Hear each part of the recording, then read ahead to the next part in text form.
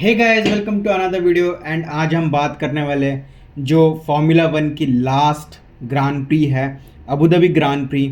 And ये जो है वो डिसाइडर होने वाला है। तो मैंने कल एक वीडियो डाली है कि सिनेरियोस क्या है, तो वो आप जाके देखिए पहले। एंड इसमें भी मैं थोड़ा सा बताऊंगा, बट वो आप पूरी वीडियो जाके देखना, तो आपको पूरा क्लियरली पता चलेगा कि कतर ग्रांड प्री में हुआ क्या था। तो आज हम बात करने वाले हैं अबू धाबी ग्रांड प्री की। तो इसमें मैं बताने वाला हूँ क्या क्या चीज़ें होने वाली है एंड कैसे क्या होने वाला है, तो वीडियो एंड तक देखना। तो फर्स्ट मैं बताता हूँ कि रेस देखेंगे कितने बजे। अबू धाबी ग्रांड प्री है, इसमें स्प्रिंट नहीं है, तो जो ड्राइवर्स है उनको सिर्फ लास्ट के 25 पॉइंट के लिए फाइट करना है। 5 दिसंबर को पहले 2 प्रैक्टिस सेशन होंगे, 6 दिसंबर को प्रैक्टिस 3 होगा एंड क्वालिफाइंग होगा, एंड 7 दिसंबर को जो है वो रेस होगा। तो टाइमिंग्स ऐसे होंगे, प्रैक्टिस 1 3 से 4, ये अकॉर्डिंग टू इंडिया है। प्रैक्टिस 2 6:30 से 7:30, फिर 6 दिसंबर को प्रैक्टिस 3 4 से 5, क्वालिफाइंग होगा 7:30 से 8:30, एंड दिसंबर में 7 दिसंबर को होगी रेस 6:30 से लेके 8:30 बजे तक। तो ये टाइमर जो है वो आप अपने फ़ोन में लगा देना। तो ये जो यास मरीना ग्रांड प्री है, इसके बारे में थोड़ी सी मैं टेक्निकल डिटेल्स बताता हूँ। तो एक लैप है वो 5.281 किलोमीटर का होगा, एंड ये जो रेस होगी वो 58 लैप की होगी। एंड इसमें जो डायरेक्शन है वो काउंटर क्लॉकवाइज होगा, मतलब आप देख सकते हैं क्लॉक की उल्टी दिशा में जो है वो ड्राइवर्स है वो रेस करेंगे। एंड इसमें 16 टर्न होने वाले, 10 right and 6 left. 3 main straight हो सकते हैं, जैसे आप देख सकते हैं 5 to 6, 7 to 8 एंड 16 to 1 के बीच में ये 3 मेन स्ट्रेट है। एंड 2 DRS जोन है, देख सकते हैं 4 to 5 के बीच में एंड 7 to 8 के बीच में। एंड जो लॉन्गेस्ट स्ट्रेट है वो 1.2 किलोमीटर का है इन टर्न 5 to 6 के बीच में। एंड जो रेस की लेंथ है वो 306.183 किलोमीटर होने वाली है। एंड इस सर्किट को देख के ऐसा लगता है कि थोड़ा ऐसे गन है, गन की देखो, गन जैसे गन हाथ में पकड़ रहे वैसी वाइब आती है। तो बस ये इसकी टेक्निकल डिटेल्स है। तो मैं विनर की बात करता हूँ कतर ग्रांड प्री की, कि पता तो चले कि आगे आपको क्या सोच के देखना है मैच में। तो फर्स्ट आए थे मैक्स, सेकंड आए थे ऑस्कर, थर्ड आए थे कार्लोस, फोर्थ आए थे लैंडो नॉरिस एंड फिफ्थ आए थे किमी एंटोनेली, एंड उसके बाद जॉर्ज रसल। एंड इसके बाद आप कतार के बाद स्टैंडिंग देख सकते हैं। तो लैंडो नॉरिस 408 पॉइंट पे, मैक्स वर्स्टैपन 396, ऑस्कर पियास्ट्री 392। तो इन तीनों के बीच में चैंपियनशिप की फाइट होने वाली है। एंड मैक्लेरन तो कंस्ट्रक्टर चैंपियनशिप जीत गया है, एंड मर्सिडीज़ एंड रेडबुल के बीच में सेकंड पोजीशन के लिए फाइट हो सकती है। बट मुझे तो लगता है कि मर्सिडीज़ ही जीतेगी सेकंड पोजीशन, एंड रेडबुल का भी थर्ड पोजीशन फिक्स हो गया है, तो ये हिलने नहीं वाला। तो जो सबसे मेन है वो ड्राइवर चैंपियनशिप की स्टैंडिंग है। तो क्या सिनेरियोज है अब ये आप सुनना। तो इन शॉर्ट में बता देता हूँ, लैंडो नॉरिस को जीतने के लिए सिर्फ P1 P2 P3 आना है, ऑस्कर को जीतने के लिए P1 आना ज़रूरी है, एंड लैंडो को P6 आना है, एंड मैक्स वर्स्टैपन के पोजीशन से कोई मतलब नहीं रखता। एंड मैक्स वर्स्टैपन को P1 आना है एंड लैंडो को P4 आना है, तभी मैक्स वर्स्टैपन जीत सकते हैं, एंड ऑस्कर पियास्ट्री के पोजीशन से फ़र्क नहीं पड़ता। बट फैंस के लिए सबसे बुरी खबर है कि जो लैंडो नॉरिस है, जो मतलब ऑस्कर पियास्ट्री फ़ैन है एंड मैक्स वर्स्टैपन फ़ैन है उनके लिए, नॉट लैंडो नॉरिस फ़ैन के लिए। तो जो लास्ट सीज़न थी 2024 की ग्रांड प्री, उसमें लैंडो नॉरिस जो है वो क्वालिफाइंग में फ़र्स्ट आए थे एंड रेस में भी फर्स्ट आए थे। तो ये काफ़ी टफ होने वाला है। जो फैंस है उसको थोड़ा सा अपना दिल एंड होप हमेशा बचा के रखनी है, एंड अपने फेवरेट जो रेसर है उसके लिए प्रे करना है। कि मैं थोड़ा अबू धाबी सर्किट के बारे में बता देता हूँ। ये जो है ट्वाइलाइट है, मतलब रेस जो है वो शाम से स्टार्ट होगी एंड थोड़ी सी रात तक है वो ख़त्म होगी, तो इसलिए उसको फर्स्ट ट्वाइलाइट सर्किट है। एंड उसके बाद जो है इसकी एलिवेशन की बात करते हैं तो ये 2 मीटर अबव सी लेवल है, टिल 10 मीटर तक जाता है। एंड ये जो फर्स्ट रेस है वो 2009 में स्टार्ट हुई थी, एंड ये जो है अबू धाबी सिटी में आता है ये circuit. And it's a race track. इसमें जो टेम्परेचर है वो 25 से लेकर 29 डिग्री के बीच में रहने वाला है। तो अब बात करते हैं टायर कंपाउंड की। तो जो लास्ट रेस C3 हार्ड था, C4 मीडियम था एंड C5 सॉफ्ट कंपाउंड था।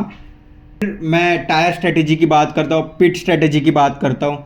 तो जो मीडियम टायर है उसे 25 to 32 लैप्स मार सकते हैं, हार्ड टायर है उसे 38 से 50 लैप्स मार सकते हैं, सॉफ्ट टायर है उसे 12 से 18 लैप मार सकते हैं। तो सॉफ्ट टायर को तो ये यूज़ नहीं करने वाले, जो भी गेम होगा वो मीडियम एंड हार्ड टायर के बीच में होगा। जो भी होगा, बट हु नोस, क्या पता पेरिली बोल दे कि उनके सॉफ्टवेयर थोड़े ज़्यादा चल सकते हैं, तो हु नोस। एंड पिट जो स्ट्रेटेजी होगी वो एक पिट होगा, फर्स्ट मीडियम पे होगा, मतलब रेस स्टार्ट मीडियम पे करेंगे एंड फिर हार्ड में चेंज करेंगे, या मीडियम में स्टार्ट करके मीडियम में ही कर सकते हैं, who knows, depend on the strategist. तो जो टायर की कंडीशंस क्या होने वाली है उसके बारे में मैं बताता हूँ। तो रेस ट्रैक होने की वजह से थोड़ा एस्पाल्ट जो है वो स्मूथ है थोड़ा वहाँ का कंपेयर टू कतार, तो इतना जो घिसाई टायर की नहीं दिखी जाएगी। टेम्परेचर हाई से लेके लो तक जाने वाला है, तो टेम्परेचर थोड़ा ड्रॉप होगा, रियर टायर स्ट्रेस होगा, लिमिटेड लैटरल लोड होगा।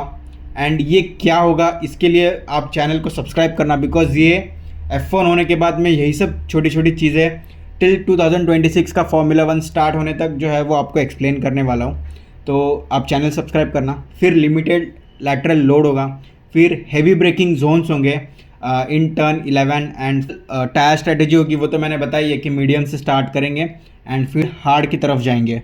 तो जो दोपहर में टेम्परेचर हो सकता है वो 50 डिग्री तक जा सकता है, जिसके वजह से उन्हें हार्ड टायर ही सिलेक्ट करना है एंड एक हार्ड टायर वाला ही स्टॉप ले सकते हैं। एंड कूलर इवनिंग होगा तो मीडियम टायर एंड फिर एक हार्ड टायर जिसमें टेम्परेचर 30 to 35 डिग्री तक जा सकता है।